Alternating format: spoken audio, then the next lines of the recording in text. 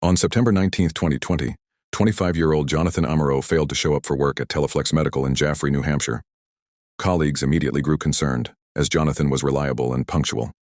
When he still had not checked in by midday, his employer contacted police to report him missing. Later that day, a missing person investigation began. Johnathan was known as kind, intelligent, and deeply driven.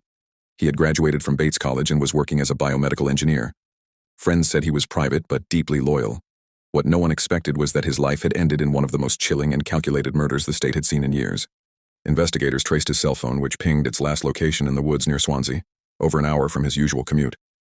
Search teams located his vehicle, burned and abandoned. Inside the trunk was Jonathan's body, bound with duct tape, with a single gunshot wound to the head. Attention quickly turned to Brittany Barron, a 31-year-old woman who had disappeared the same day as Johnathan.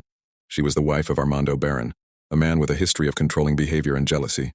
As police canvassed the area, they tracked Brittany's phone to a remote campsite deep in the woods near Amerault. When they arrived, they found her alone. She confessed almost immediately. Brittany told detectives that her husband had discovered texts between her and Johnathan, revealing a budding romantic relationship. Enraged, Armando beat Brittany and forced her to lure Johnathan to a park under the pretense of meeting. There, Armando ambushed him, pistol-whipped him, and forced him into the couple's car. He then ordered Brittany to drive to a secluded area.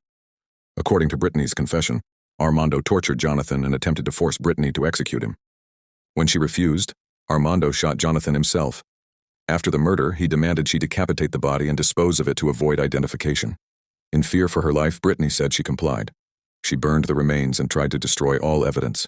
He then ordered her to camp in the woods and hide. Investigators recovered the murder weapon and physical evidence from both crime scenes. Brittany led them to where she had hidden key evidence, including the knife used after the killing. Armando Barron was arrested shortly after and charged with first-degree murder, kidnapping, criminal threatening, and domestic abuse. At trial, Brittany testified against her husband. She admitted her role in the aftermath but insisted she had acted under extreme duress.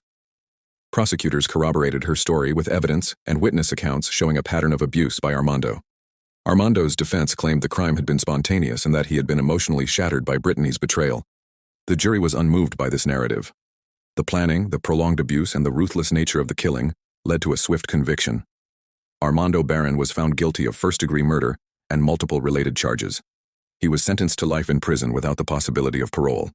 Brittany Barron pleaded guilty to 3 counts of falsifying evidence. She served time but was ultimately granted parole, her cooperation in the investigation weighing heavily in her favor.